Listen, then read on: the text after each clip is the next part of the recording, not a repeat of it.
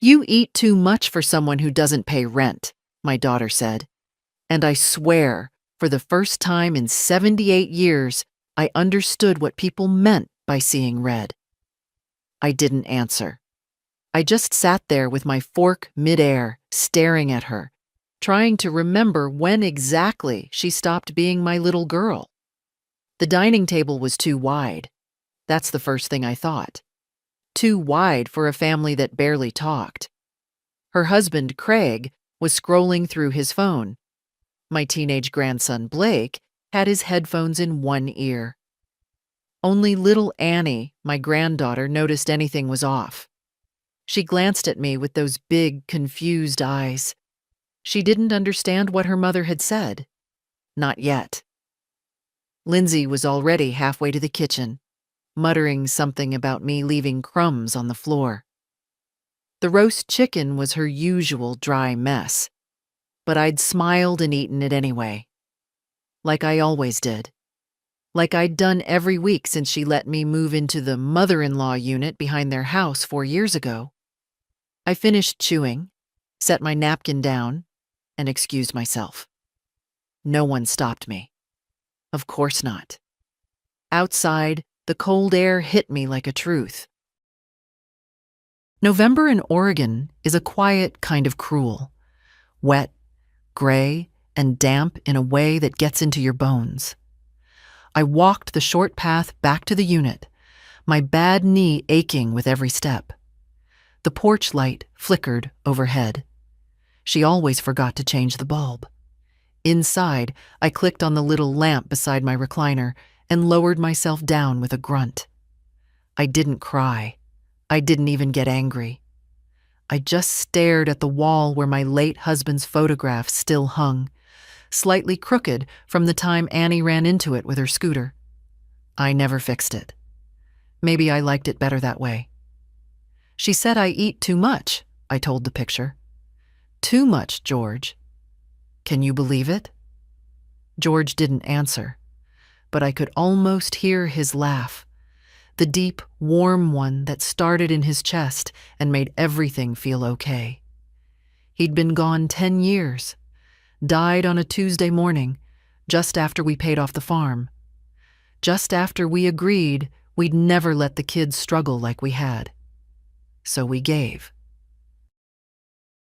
We gave and gave, sold the land, moved closer to the city, paid for Lindsay's divorce attorney, paid for Blake's speech therapy, paid the down payment on this very house, her house, as she calls it. But the deed says otherwise. She doesn't remember that part, or maybe she does and just pretends not to. George and I didn't care about names on papers. We cared about family. She was 29 and scared, trying to rebuild life with 2 small kids and a deadbeat ex. Of course we helped. That's what parents do. But that night, as I sat in my unit, listening to the rain tap against the window, I opened the drawer under the lamp.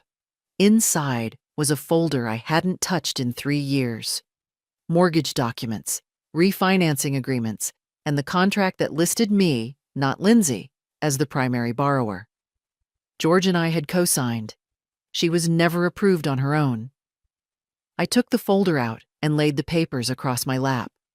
My name was on every single page. It was never her house. It was ours. Still is. And I'd been paying the balance every month from my retirement fund while she carried on like I was some squatter she was tolerating out of guilt. That was the moment I decided I was done being grateful for a roof I paid for. I picked up the phone and called Mr. Halbrook, our family's old lawyer. His voice hadn't changed, still slow and deliberate, like he was reading from a script written in stone. "Leslie Appleton," he said, sounding surprised. "Haven't heard from you in years." "I need to revisit some property papers," I said calmly. "Tomorrow morning, if you can." There was a pause. "Is everything all right?" "No," I said, "but it will be." After we hung up, I sat for a while in the quiet. The kind of quiet that comes not from loneliness, but clarity. Let her say, I eat too much. By this time tomorrow, she'll remember exactly whose table she's been setting all these years. The next morning, I woke before the sun. Habit, I suppose.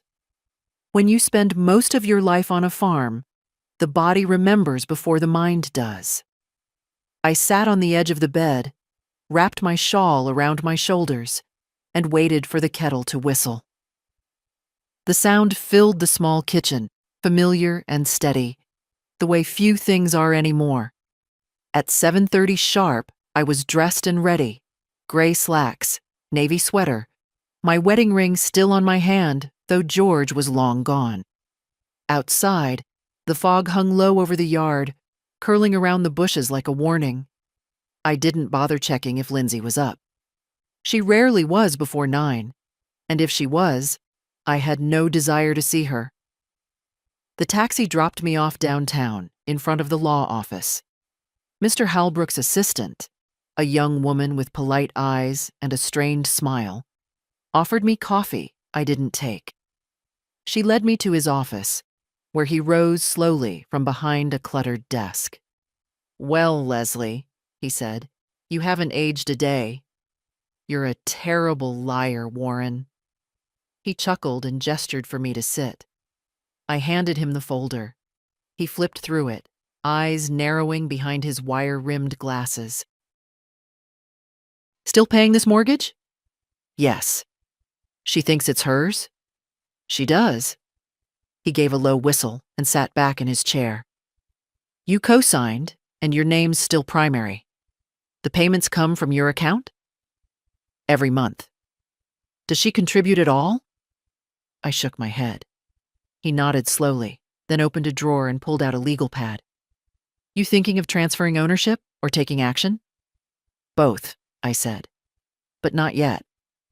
I want to set up a trust. For Annie. His brows lifted. Not for Lindsay? She'll be fine, I said. She's resourceful when she needs to be.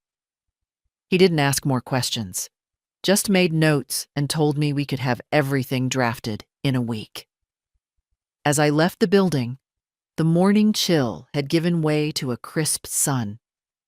I walked to the nearby park, sat on a bench, and watched children chase each other across wet grass.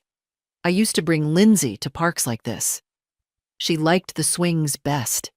She'd shriek with joy and yell, "Higher, Mama! Higher!" Back then, she needed me. It's strange how people forget that. How they forget the hands that pulled them out of the dark.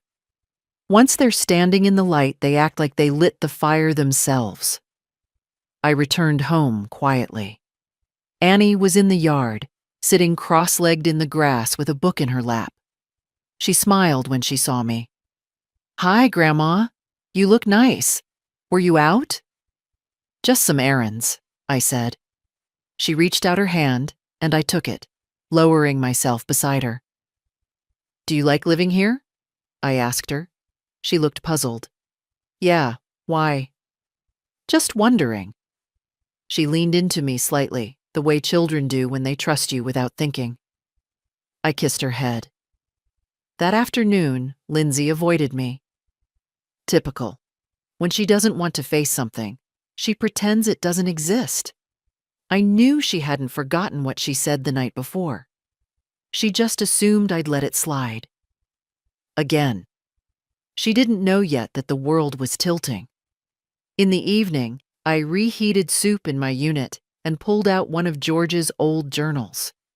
He kept them during the years we were trying to save the farm. Scribbled thoughts, business plans, memories. One entry caught my eye. Don't let them turn you into background noise. You're not wallpaper. You're the walls. George always did write like a man who built things with his hands. I pressed my palm against the page, as if to absorb a little of that certainty. Later, when it was fully dark and the kitchen lights from the main house cast long shadows on the grass, I looked out the window, Lindsay was in the living room, on the couch with Craig, sipping wine, laughing. The same couch I bought her when she moved in, though now she claimed she'd found it on sale. I didn't feel anger, just a quiet resolve. They had rewritten the story in their heads. They were the providers, the busy adults offering their aging mother a place to live, a guest house, a kindness. But it wasn't kindness. It was mine, all of it. And soon, they'd remember that in full. I started keeping notes. Not to build a case. I wasn't planning to take them to court. I just needed to see it clearly, for myself. I needed to stop pretending it was just a bad day or a moment of stress or how things are in modern families. Tuesday morning, 8:12 a.m. Lindsay knocked once, then came in without waiting for an answer. She looked around like she expected to find something out of place. "You left your heater on all night," she said, frowning. "That's going to spike the electric bill." I nodded, said nothing. The truth was, I'd turned it off. But the unit's old wiring meant the thermostat flickered sometimes. I'd told her that last winter. She didn't listen then, either. Thursday afternoon, 2:47 p.m. Blake came in to borrow my charger. Didn't say hello. Didn't look me in the eye. When I asked if he wanted a snack, he said, "I'm not 5," and left. Saturday night, 6:13 p.m. Lindsay asked if I could watch Annie while they went to dinner. I said yes. Of course I said yes. Annie and I read books and made tea and drew silly cartoons. At 10:45 p.m., Lindsay returned, tipsy, smelling of some expensive perfume. She kissed Annie's forehead, then looked at me and said, "Thanks for being useful." Useful. I wrote that one in capital letters. There's a difference between being loved and being used. I used to think I was both. Now I wasn't so sure. The week passed slowly. Mr. Halbrook called midweek to confirm that the trust documents were in motion. Annie would inherit the house outright upon my death, with a clause to ensure Lindsay couldn't touch it without her consent. Warren had seemed pleased with the arrangement. "It's airtight," he said. "She can't contest it. Not without opening up a whole lot of uncomfortable truths." Good, I thought. Let the truths breathe for once. One evening, I found myself listening to a voicemail on my landline, one I'd saved from 3 years ago. George's voice. Not much, just a brief message before he headed to the store. "Do you want chicken or beef tonight? Call me back. Love you." Just that. But I replayed it twice. Maybe 3 times.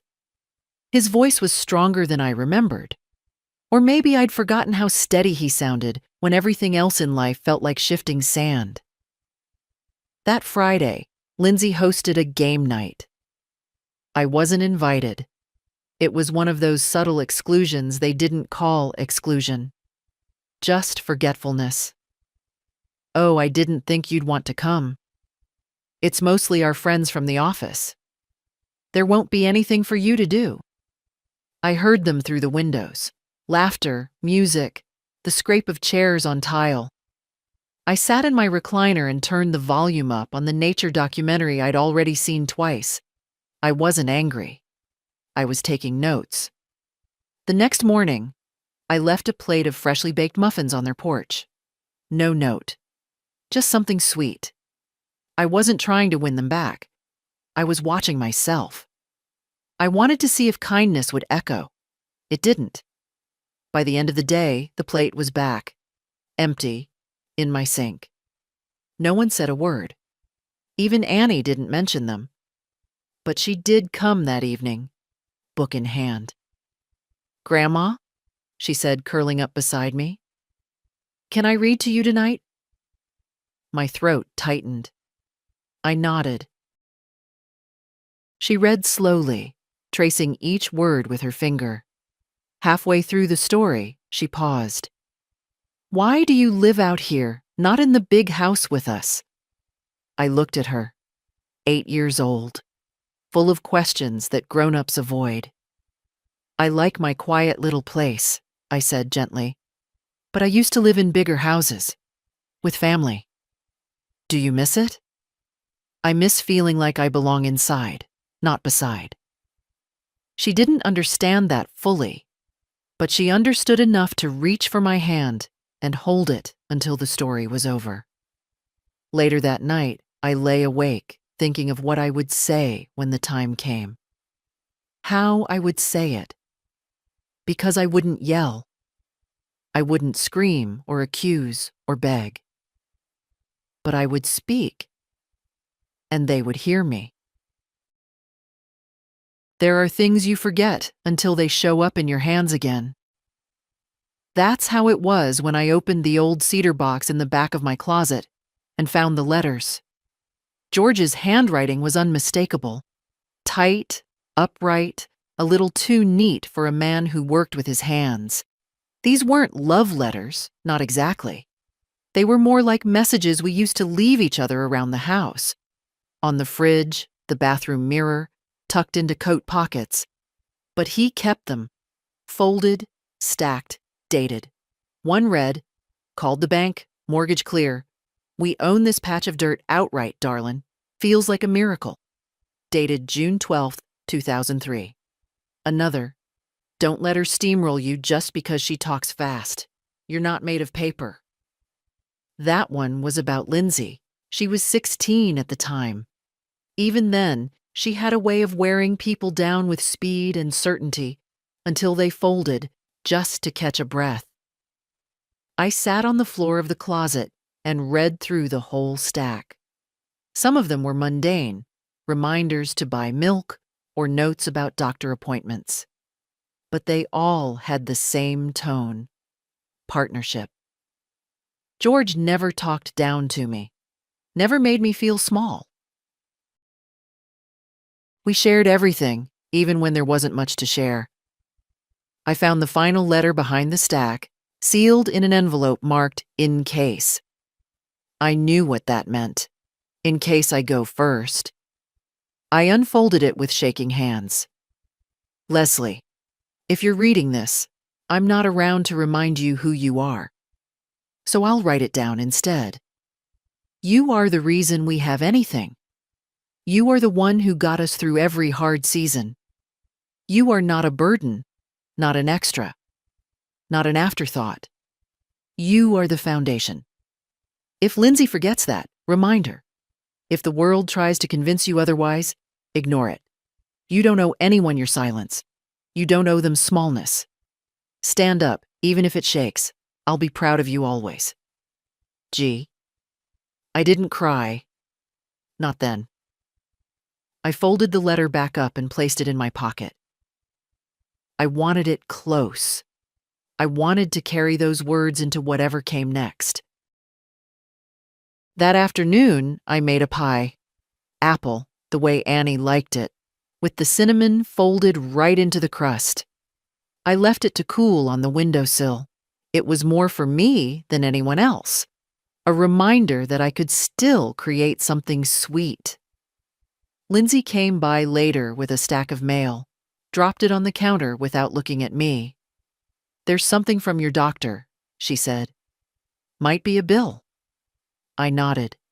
She lingered, pretending to check her phone. I waited. Then came the line she always used when she wanted something, but didn't want to say it straight. "Craig and I were thinking, since you're already here and not working, maybe you could help with a few extra things. Groceries, utilities, just until the new year." My fork froze in midair. She was asking for money again, just like that. After telling me I ate too much. I finished chewing, then wiped my mouth.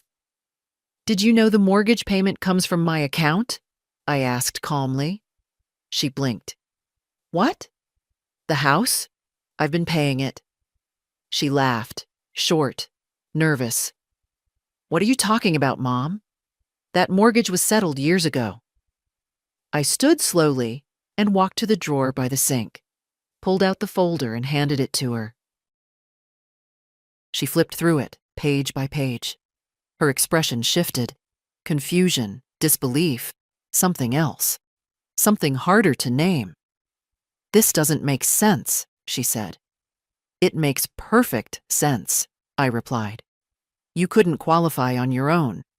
George and I signed. I've kept paying it ever since. The house is mine, Lindsay. You've been living here because I let you."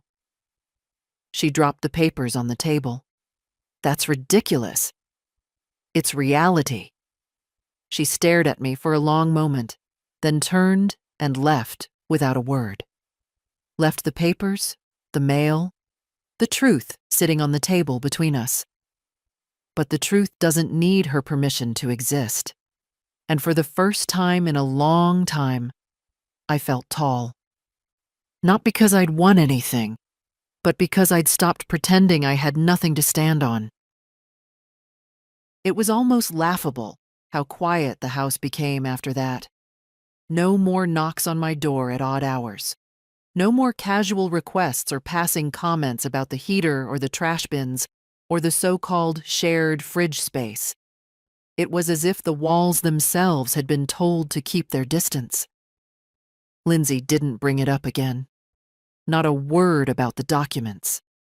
Not a mention of the folder she'd left behind. But something had changed in her walk. Tight, clipped steps, like someone trying to hold their shape under pressure. Craig was the same, just more polite, which coming from him meant a slight nod and no eye contact. They were calculating, waiting. I wasn't. I already knew my next move. Monday morning, I returned to Mr. Halbrook's office to finalize the documents. The trust for Annie was in place. The deed transfer was signed. The amendment to my will had been notarized. Annie would inherit the house when I passed. No one else would touch it. Lindsay wouldn't be able to sell it, rent it, borrow against it, or even step foot inside without Annie's written consent.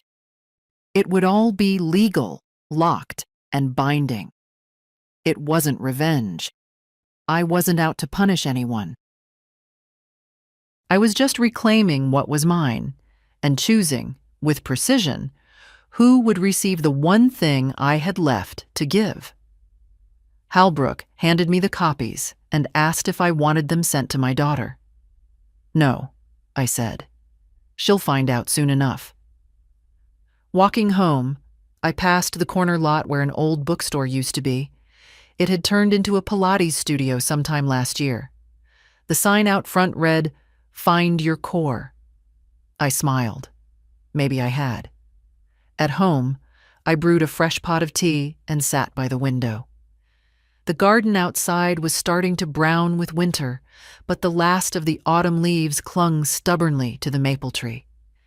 Annie said it looked like the tree was thinking about something. She had a poet's heart, that child, too tender for a house like this. By afternoon, Annie came to visit. She did that often now, without prompt, without permission, just wandered in, barefoot on the path, book in hand.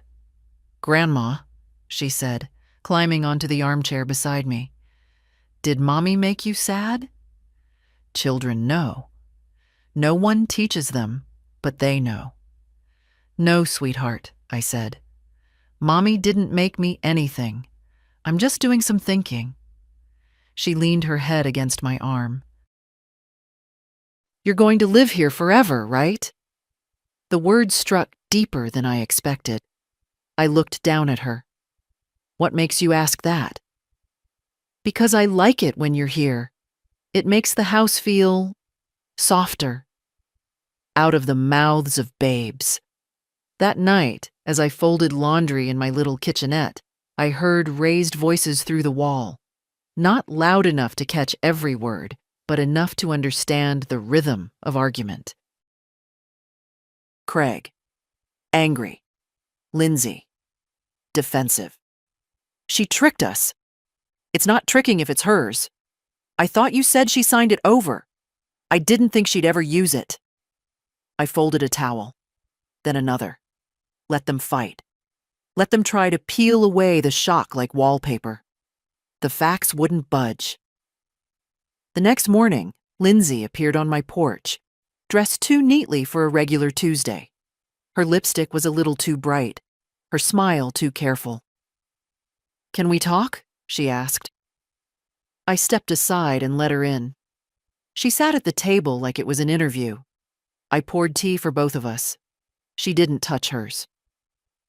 "I think we got off on the wrong foot," she said. I waited. "I didn't realize how much you were still involved with the mortgage.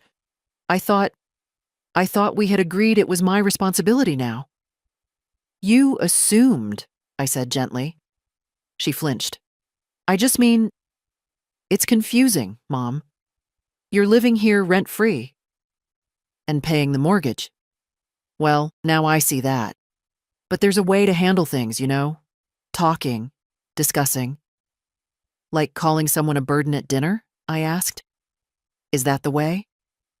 Her jaw tightened. "Listen," she said, leaning in.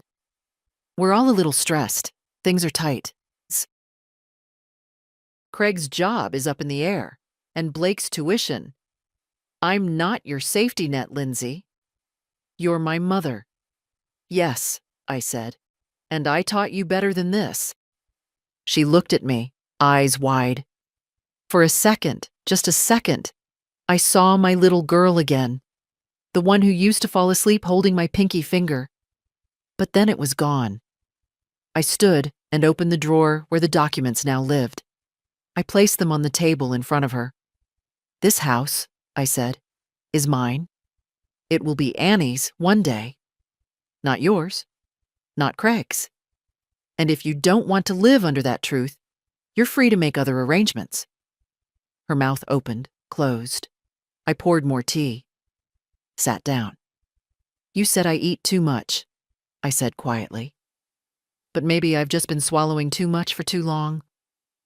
And this time, she had no answer. She didn't slam the door when she left. That would have meant she was angry, and anger meant fire. Fire meant life. But she wasn't angry. She was cornered. Lindsay hated losing control. I watched her walk across the yard, stiff-backed and fast, like her heels might snap under the weight of it all. She didn't turn around. I didn't expect her to. The silence after she left felt heavy, but not empty. It was the kind of silence that settles after a storm. Not peace exactly, but clean ground. Room to breathe. That evening, Annie came by again. No knock, just a soft tap of her fingers on the screen door. "You busy?" she asked. "Never for you," I said, and opened the door. She had her sketch pad with her this time, a few pencils, and a look on her face like she was carrying something too big for her age. I didn't ask. I just made us tea. She started drawing. I started knitting. And after a while, she spoke. "Mom and Dad are fighting a lot," she said without looking up. I nodded. I figured. "They keep saying stuff about the house, about you. It's confusing." "What do they say?" She hesitated. "That you tricked them. That you're being selfish?" I paused mid-stitch. "Do you think I'm selfish, sweetheart?"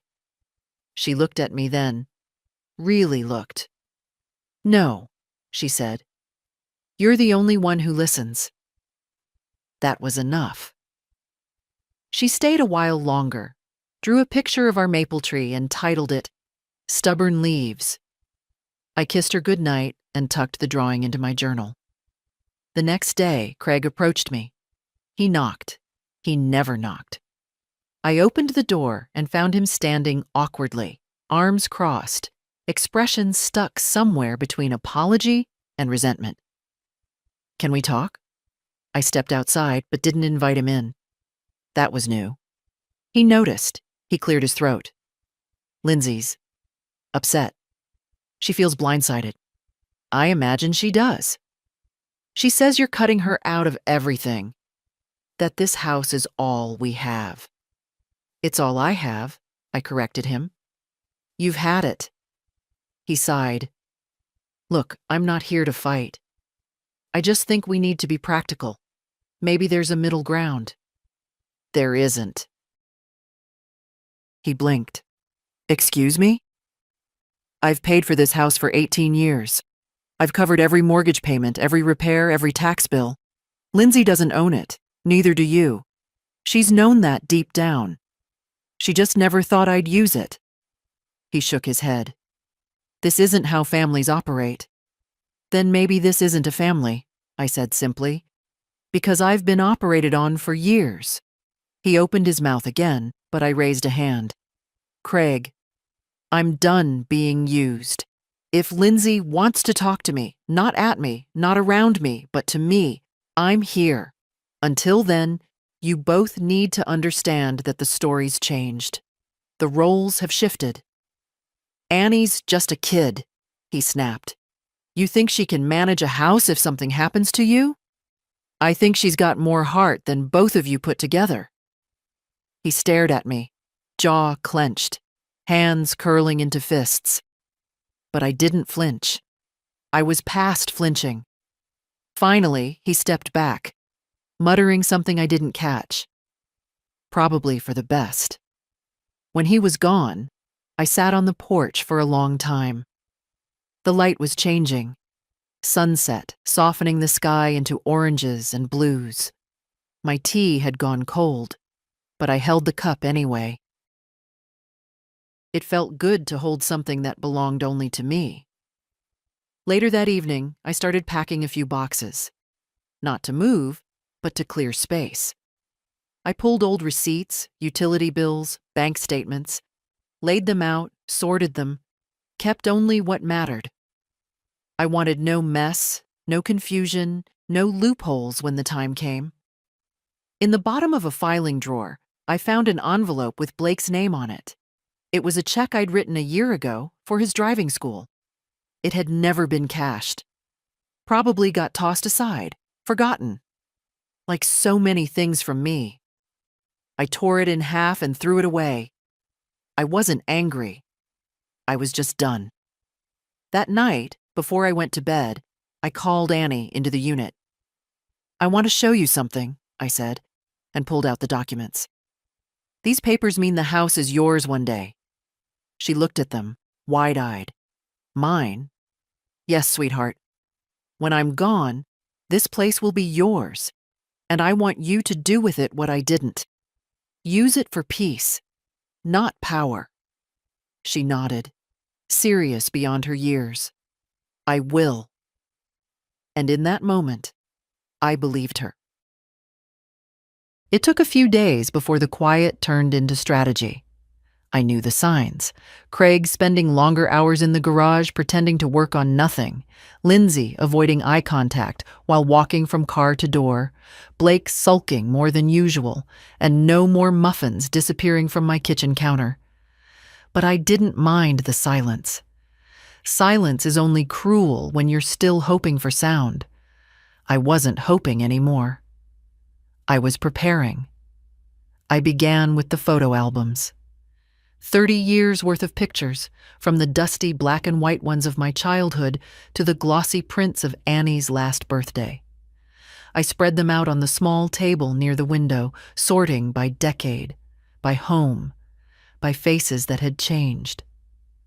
One image stopped me cold. Lindsay, at 16. Standing by the barn on our old property, wind in her hair, boots too big, grinning with her whole face.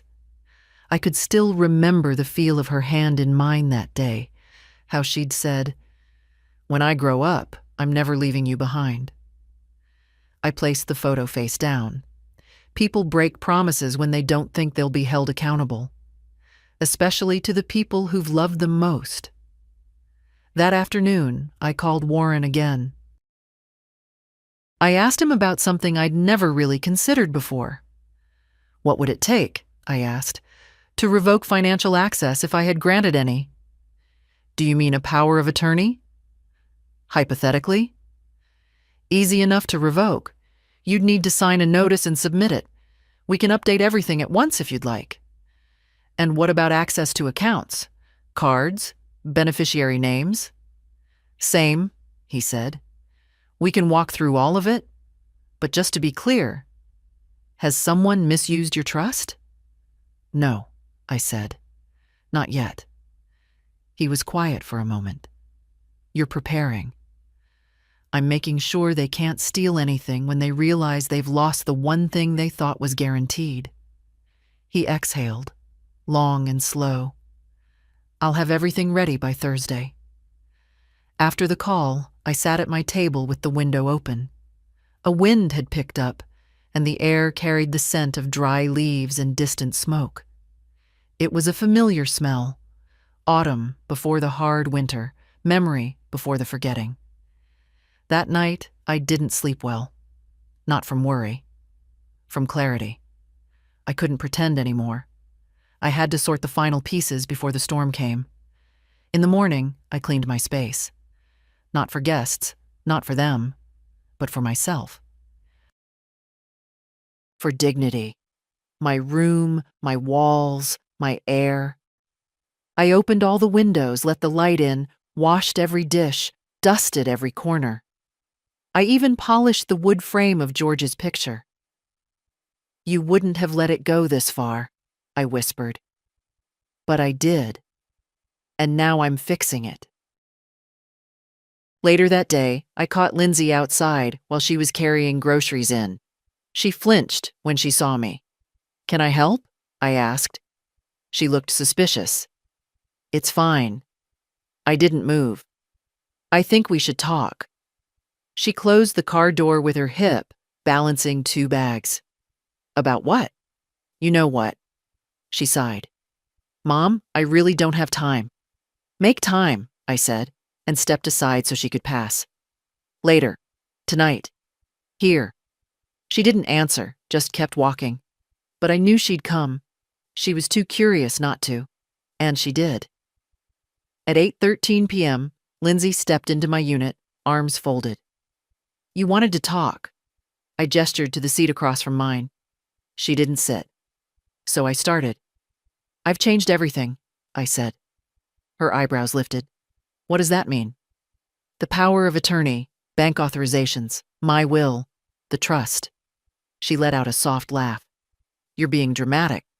No, I said. I'm being precise. She finally sat. Her face was hard, her eyes calculating. Why? You know why.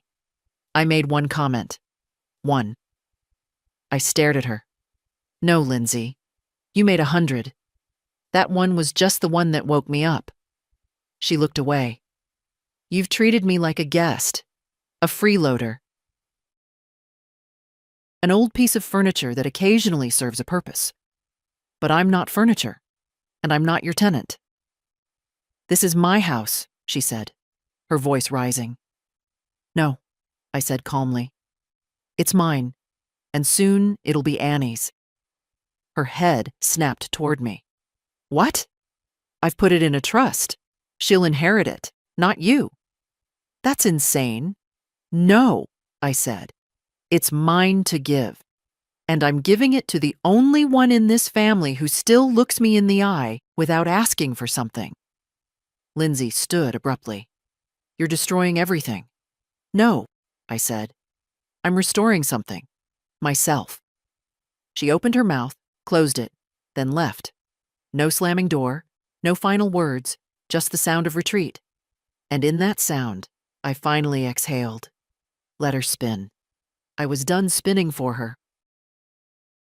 It wasn't until the next day that Blake came to see me. He hadn't set foot in my unit for months.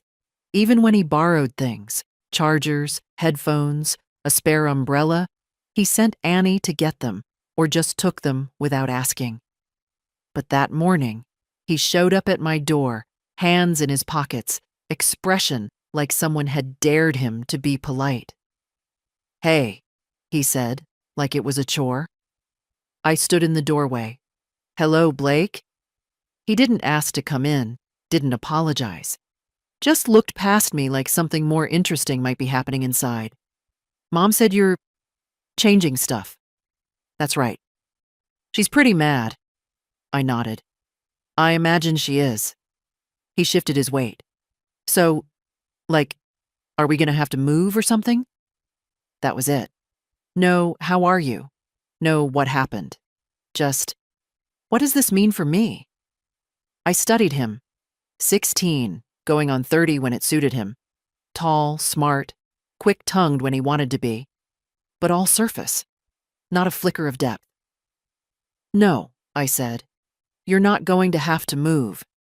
Not unless your parents make choices that leave you no other option. He frowned. That doesn't make sense. I leaned in slightly. It will when you're older. When you've built something with your own hands and watched people take it for granted. He looked away. After a pause, he muttered, Annie said you gave her the house. I did. But she's just a kid. Yes, I said. And yet she's never once treated me like I was disposable. He rolled his eyes, turned, and walked away without another word. I didn't stop him. There was nothing left to say. That afternoon I made soup. Real soup. The kind that starts with bones and hours of slow simmering. The smell filled the unit and drifted out through the open windows. A few years ago, that smell would have brought the whole house knocking. Now, it brought only Annie. She arrived barefoot, as always, holding a crumpled piece of paper. I made you something, she said, handing it to me. It was a drawing of the two of us sitting under the maple tree, her head on my shoulder, our teacups balanced on a low branch. I like it when you're happy, she said simply. I didn't trust my voice, so I pulled her close and kissed the top of her head. Would you like to help me write a letter? I asked. To who? To me, I said. For later. She nodded, as if that made perfect sense. We sat together at the table, and I told her what to write. Dear Grandma, if you're reading this, you probably needed a reminder. You are kind. You are brave. You are not small, even when they try to make you feel that way. Thank you for loving me like a warm quilt. I will never fold you up and put you away. Love, Annie. I folded the letter and placed it in the cedar box with George's. Now I had two. That evening, I saw Craig pacing the yard on his phone. Angry. His voice carried. No, we can't use that account anymore. She shut it down. Yes, I'm serious. The bank said she revoked everything. I smiled, just barely. They were scrambling. They'd built a structure on the assumption that I'd always carry the weight. And now that I'd stepped aside, the whole thing tilted. Let them find their balance. It was time I found mine. The next morning, Lindsay didn't speak to me. Neither did Blake. Craig tried to make conversation, some weak remark about the weather. But I answered with a nod and closed the door behind me. But Annie came in that evening with a folded blanket, a bottle of hand lotion, and a Hershey bar.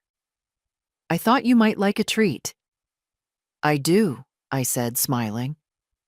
We didn't talk much that night, just sat together while the sky darkened and the quiet settled around us like an old friend. For years I had thought that peace came from keeping the peace. But now I knew better.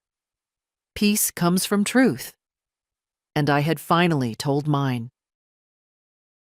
The days grew colder after that. Not just outside, though winter was creeping in fast with its brittle wind and silver mornings, but inside the main house too.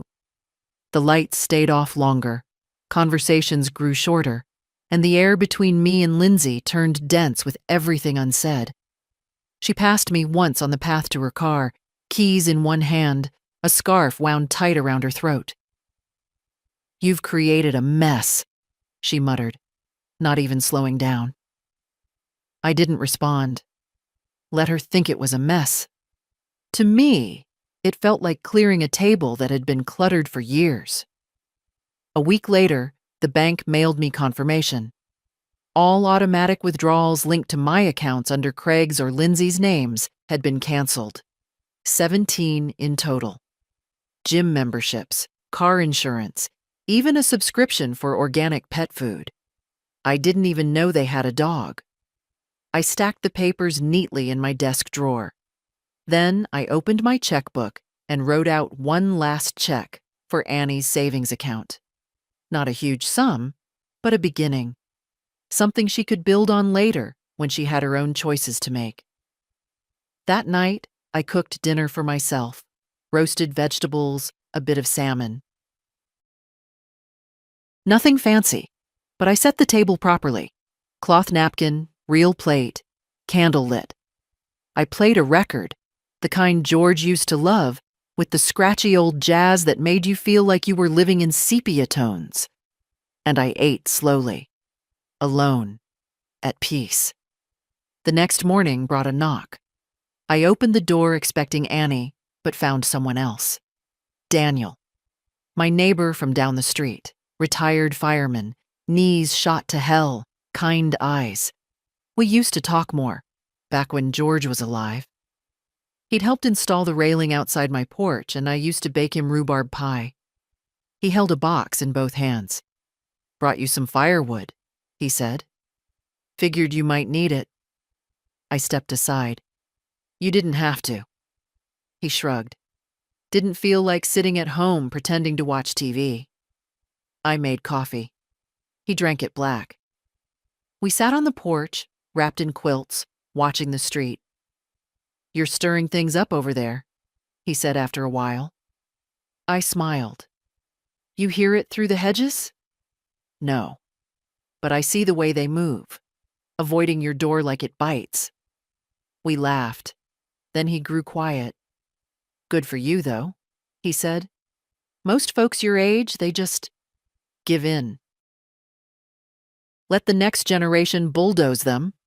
"I did," I said. "For years. And now? Now I remember who I am." He nodded, like that made perfect sense. Hell of a thing, remembering. Later that day, I walked to the mailbox. A thick envelope waited inside. Legal documents from Warren, final versions of everything we'd discussed. I brought them in, laid them out, signed the last remaining lines, and placed the return envelope on the counter. It was done. Fully, formally, irrevocably done. That evening, I got a call from Lindsay. I almost didn't answer, but something in me said, "Not yet. You still have more truth to walk through." So I picked up. "I need to know what you told Annie," she said immediately. "Excuse me?" "She keeps talking about staying with you, about this house, about inheritance. It's putting things in her head." I sat down. "I didn't put anything in her head," I said. "I gave her facts. It's up to you whether you want to keep hiding from them. She's a child. She's more respectful than anyone else in that house." There was a long pause. Then Lindsay said, quieter, "You're turning her against us." "No," I said. "You're doing that. I'm just not lying about who's who anymore." She hung up. No goodbye. No resolution. I didn't expect one. That night, Annie came over and helped me stack the firewood Daniel brought. Her cheeks were pink from the cold, her hair pulled back in a messy braid. We worked in silence until she asked, "Are you scared?" "Of what?" "That they'll stop talking to you." I looked at her. "Sweetheart, they stopped talking to me a long time ago. What they were doing wasn't talking, it was taking." She nodded. And in the quiet afterward, I realized something else.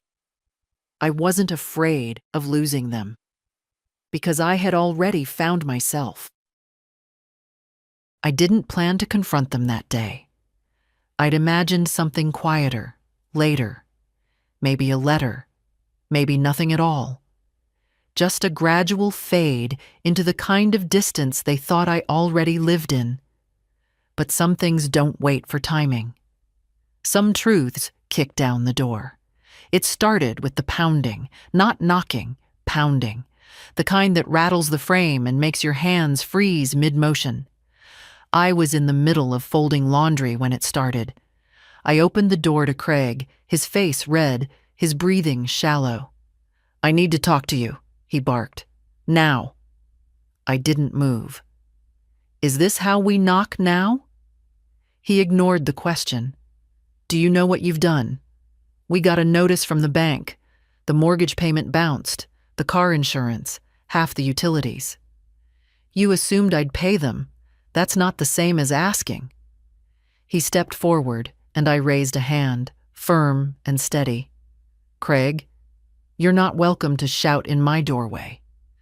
His nostrils flared, but he didn't cross the line. Good. Some part of him still recognized a boundary when it was drawn hard enough. "You've destabilized our entire household," he snapped. "You've taken away our financial structure." "I wasn't part of your financial structure," I said coldly. "I was your backup plan, your silent investor, your unpaid maid, and now I'm not." He ran a hand through his hair. "What are we supposed to do?" "You're grown. Figure it out." He stared at me like I'd slapped him. Then came Lindsay. She was behind him, arms crossed, coat thrown over her pajamas, lips drawn tight, like she was holding in a scream. "Mom," she said. "Enough." I tilted my head. "Enough of what?" "This theater, this power play." I laughed, quiet, bitter. "Is that what you think this is? A show?" "I think you're punishing us because you're lonely." "No, Lindsay," I said softly. "I'm punishing myself for not speaking sooner." Her face tightened. "This isn't fair," she said. "We made room for you. We changed our lives for you." "You made space in the backyard," I said. "You didn't make room in your lives." "We housed you."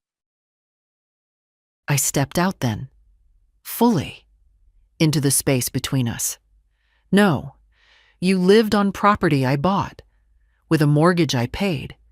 You raised your children in a house that wasn't yours, with bills you didn't cover, with dinners you expected me to cook, with favors you never acknowledged."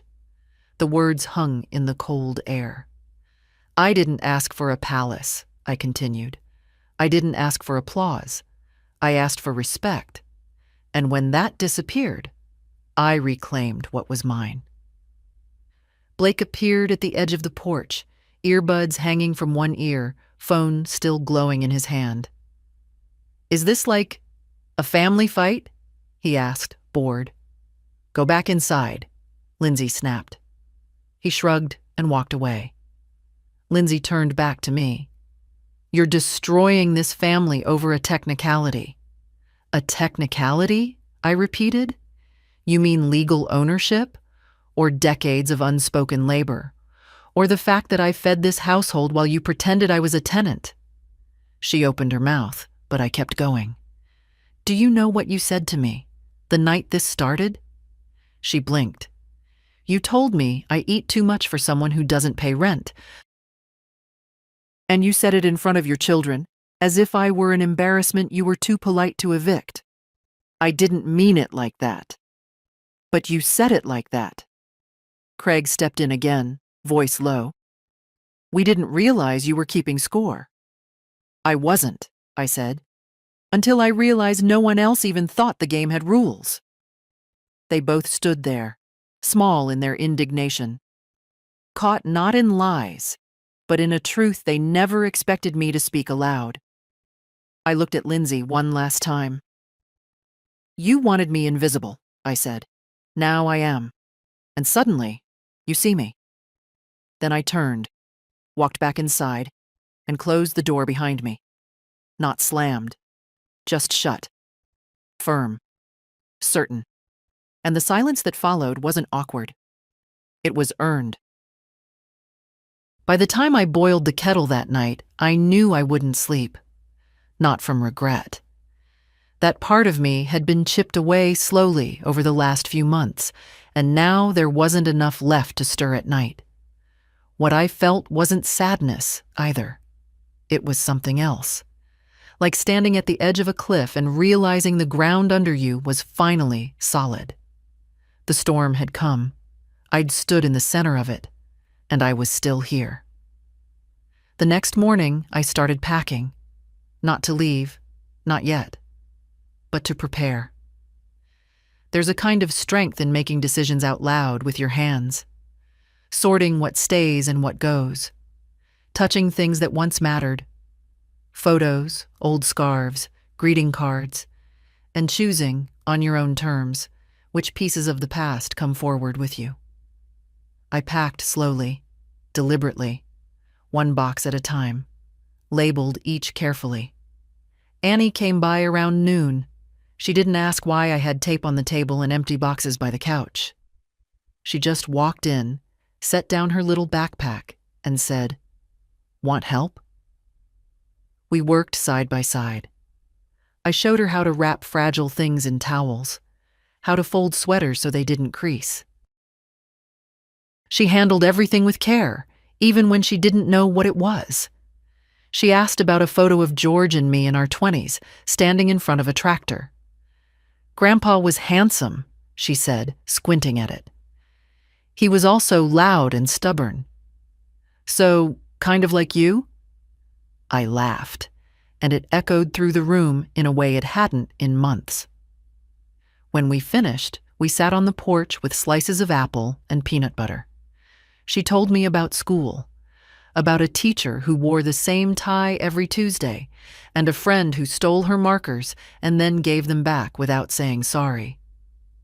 "I didn't forgive her," Annie said. "That's all right," I said.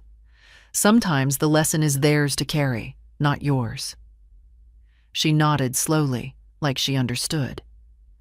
That evening, after she'd gone back to the main house, I stood by the window and watched her bedroom light flick on, then off, then on again. She always forgot to brush her teeth before bed, and someone, probably Craig, was yelling through the hallway. It didn't make me angry. It didn't even make me sad. It made me certain. The next morning, I called a real estate agent. Not for the main house. For me. "I'm looking for something small," I told her. "Quiet. 1 bedroom, maybe 2. A porch. Some light." She asked my budget. I gave it. She asked why I was moving. I paused, then said, "Because I stayed too long in a place that stopped feeling like mine." She understood.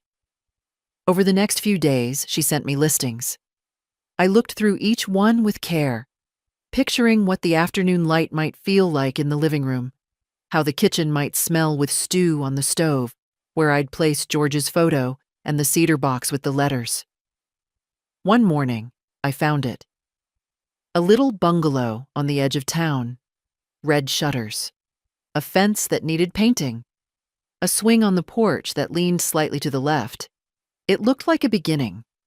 I scheduled a viewing, told no one. That afternoon, I baked muffins. Not for them, for me. Blueberry, George's favorite. I set 2 aside for Annie and delivered them in a paper bag, folded neatly at the top, with a note inside. "Come sit with me after school. I have something to tell you." She came, of course. She always came. We sat by the window with our tea and our muffins, and I told her about the bungalow. "I'm not leaving you," I said. "I'm just moving to a place where I can be whole." She was quiet for a long time. Then she asked, "Can I still visit?" "Anytime you like," I said. "And when I'm older, will it be mine too?" I smiled. "No, sweetheart. This one will be mine. Just mine." She nodded. "That's fair." And somehow, it was. Later that evening, I stood alone in the kitchen and whispered to the quiet, "I'm not staying out of guilt anymore. I'm not feeding people who keep biting my hand. And I'm not waiting for permission to leave a room they never truly let me into." The real estate agent called me 3 days later. "The seller accepted your offer," she said, her voice bright through the receiver. "We'll start escrow this week. You'll have the keys by the end of the month." I thanked her, hung up, and sat for a while with the phone still in my hand, just holding it, letting the words settle in my bones. I was leaving, not in anger, not in exile, but on my own terms. I was stepping away from a place where I had shrunk to fit their comfort, where I'd been useful, but never welcome, where my silence had been mistaken for contentment. It was almost funny how easy it became once the decision was made. I kept packing, not everything, just the things that mattered. A quilt I'd sewn in my 50s, the rolling pin George gave me the year we couldn't afford a Christmas tree, Annie's drawings, my books, my records, nothing else. Lindsay didn't ask what I was doing. She must have seen the movement through the windows, but she didn't knock, didn't text, just walked past with her eyes ahead, her mouth tight. She was waiting me out, I think, waiting for the tide to pull me back. It wouldn't. The final box I packed held the cedar chest with George's letters and Annie's note. I wrapped it in a towel and placed it gently on top. That was my inheritance. Not money, not property. Words. Truths. The quiet proof that I had lived and been loved, not always kindly, but deeply. That Sunday, Annie helped me clean the windows. She did it without being asked. "I want your new place to shine," she said, wiping a corner with the edge of her sleeve. "First impressions matter." She made a checklist on her notepad. Windows, shelves, floors, fridge. She added sparkles next to each item once we finished. She was the only one who knew I was leaving. The only one I told. Not because I wanted it to be a secret, but because I didn't owe them a show. That evening, while I was folding sheets, I heard voices outside. Raised ones. Craig's and Lindsay's. The back door slammed. Feet stomped across the gravel. I didn't move. I didn't peek through the blinds. I let the storm pass without opening a single window. Later, I found a note under my door. "You've made your point, but this is still our home." No name, no greeting, just those words, as if the house itself had sent them.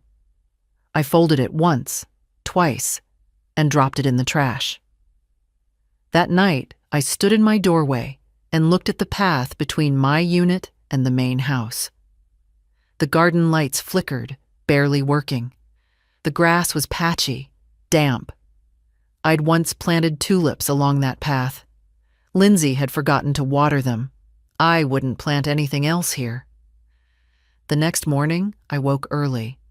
I dressed with care, blue cardigan, wool slacks, my grandmother's brooch pinned to my collar.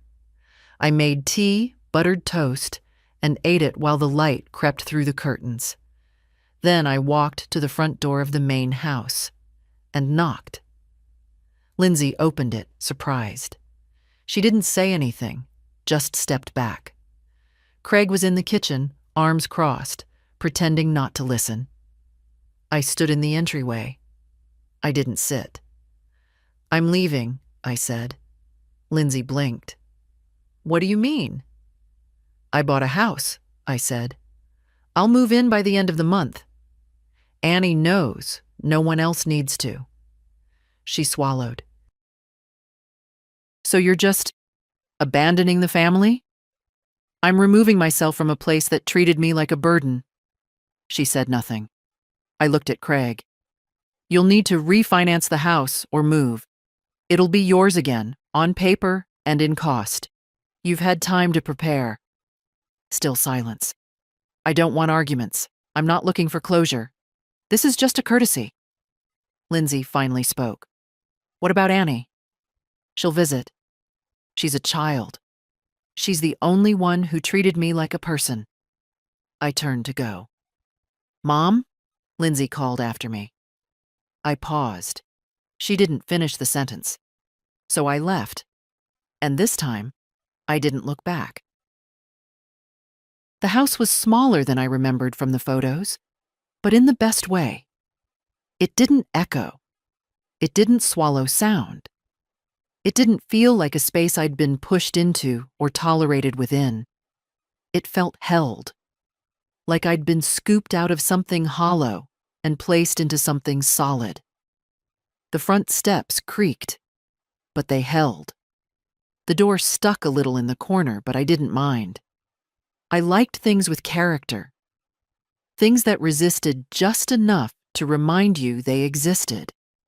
The keys turned without protest. That was how it began. The woman who sold it to me left a potted lavender plant by the sink and a folded note on the counter. May your new season be soft. Soft. After everything, I didn't know if softness was possible, but I was willing to try. I moved the boxes in myself, slowly, one by one, a few each day. Daniel helped with the heavier ones. Annie came on the weekends. She brought her sketch pad and sat in the empty living room, legs crossed, drawing my walls like they were sacred. "This place feels honest," she said once. It did. The fireplace worked. The windows opened all the way. The street was quiet, except for birds and the occasional dog. There were neighbors, but not too many. There was space. There was time. There was me. I arranged the furniture the way I liked it. No compromise. No, well, the kids need room for this, or Craig prefers that. Just comfort. Just calm. I hung George's picture in the hallway, and beside it, for the first time, I hung one of Annie's drawings, the one with the maple tree and our teacups balanced on a branch. She cried when she saw it framed. "You really kept it?" "I kept everything," I told her. "You just couldn't see it before." We had cocoa that day on the back steps. No one interrupted us. No one watched us like we were a puzzle to solve or a warning to heed. We just sat. Together. She asked if she could spend her spring break with me. I said yes before she finished the sentence. I never asked Lindsay for permission, and Lindsay never called. Not after I left. Not once. No angry texts. No guilt-laced voicemails. No sarcastic comments. Just silence. I wondered what story she was telling herself now. That I abandoned them. That I overreacted. That I was punishing her. That I was unstable, ungrateful, unsound. Let her. Let her rewrite me in the version of events that let her sleep at night. I had no interest in correcting her anymore. The truth didn't need her endorsement. Weeks passed. Then one day, Annie showed up with a package. Small, wrapped in plain brown paper. "From Mom," she said, eyes cautious. I didn't open it right away. We made tea first, played a game of cards, talked about her art class. Then, when the sun was low, I untied the string and unfolded the paper. Inside was a photograph. Me, Lindsay, George, and baby Blake. Taken on the porch of our first home. Back when none of us knew what was coming. Back when love was loud and clumsy and trying its best. On the back, Lindsay had written 3 words. I do remember. That was all. No apology, no explanation. Just a memory returned. I didn't cry. I placed the photo in the drawer with the letters. And that night, I slept soundly. Not because everything was healed, but because I finally knew where I ended and they began. Spring came quiet and slow. The tree outside my new window bloomed pale pink, the petals soft and foolish in how easily they trusted the weather. But they were right to trust. The frost didn't return that year. The cold stayed gone. I found myself breathing differently. Not deeper, not louder, just less carefully, as if I'd stopped holding my breath in someone else's home. Annie visited most weekends. Sometimes she stayed overnight. Sometimes she just came to sit on the porch and draw. She knew how to be still with someone. That's rare in a child. Rare in an adult, too, if we're honest. She never asked about her mother. Not until that Sunday. We were weeding the small garden I'd started out back. Just tomatoes, a few herbs, nothing ambitious. The soil was soft, a little too wet from the rain earlier that week. "Do you think Mom hates you now?" she asked, not looking up from the dirt.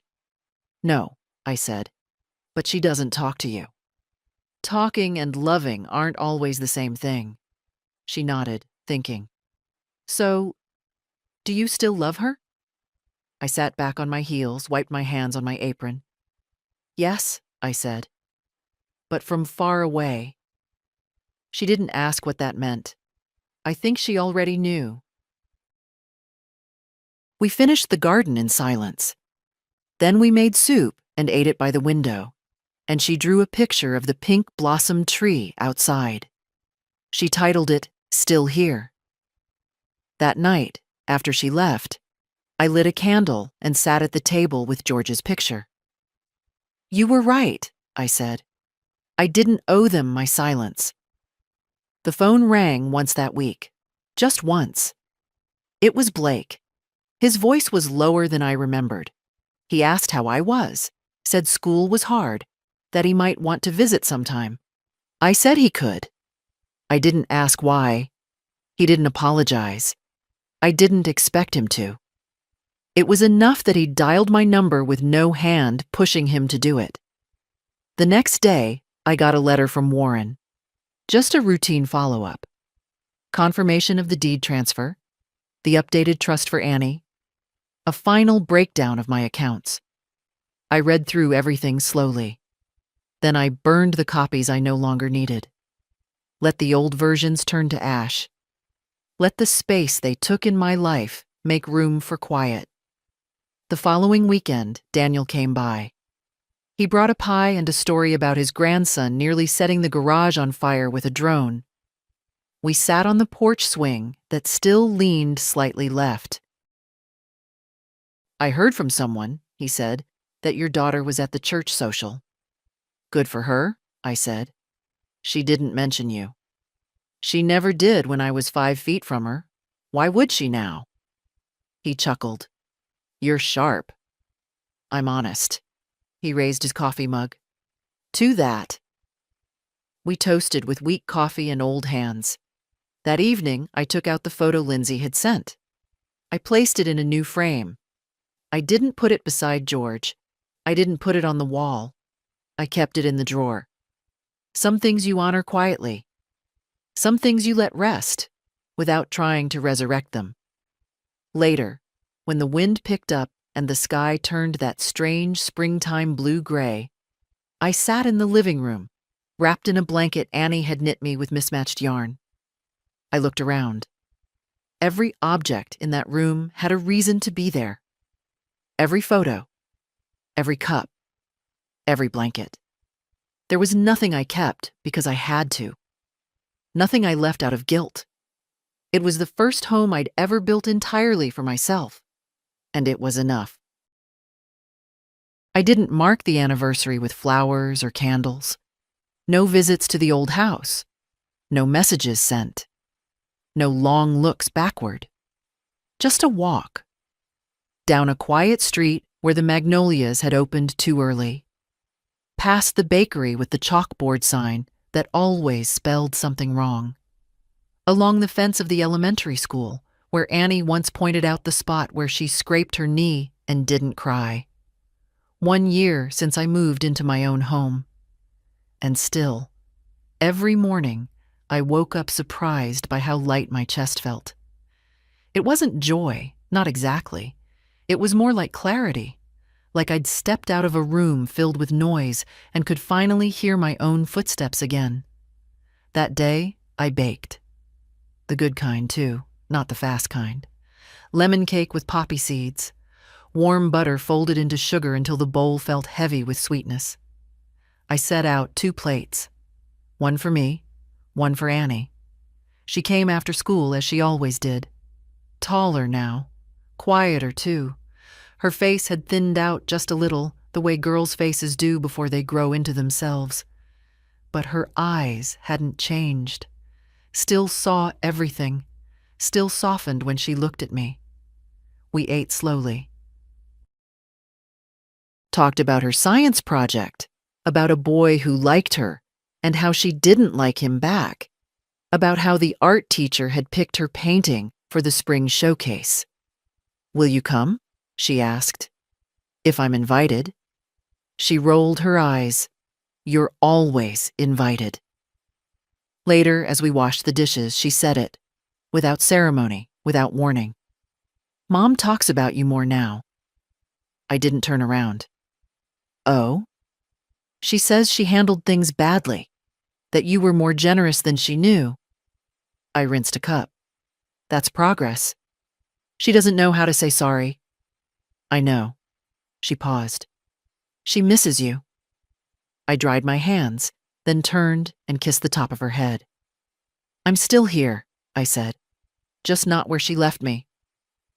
That night, after Annie went home, I pulled out the letter she wrote me last year. The one that began, "Dear Grandma, if you're reading this, you probably needed a reminder." I didn't need a reminder. But I read it anyway. And then I added a new one. "Dear Annie, one day you'll stand where I stood. Maybe not literally, maybe not in a backyard apartment or a mortgage dispute. But you'll stand at the edge of something. Love that's gone cold, family that forgot your worth, a silence you kept too long. And you'll have to decide, stay small or speak. When that day comes, I hope you remember me. Not because I was perfect, but because I stopped pretending I had nothing left to claim. You are not too much. You are not invisible. You are not asking for too much when you ask to be treated like you matter. And when it's your turn to leave the room, do it with your head up. Do it even if no one claps. Grandma." I folded the letter and placed it in the cedar box with the others. That box, my little archive of bravery. Later, I opened the windows and let the spring air move through the house. It smelled like citrus and wind, like beginnings. Someone once told me that dignity is quiet. They were right. I didn't shout. I didn't slam doors. I didn't make scenes. I just walked out. And I stayed out. That was my victory. If this story sat heavy in your chest, if it reminded you of something you've lived or something you've swallowed, don't leave quietly. Speak. Act. Move. And when you do, write your own ending. Then fold it gently and pass it on.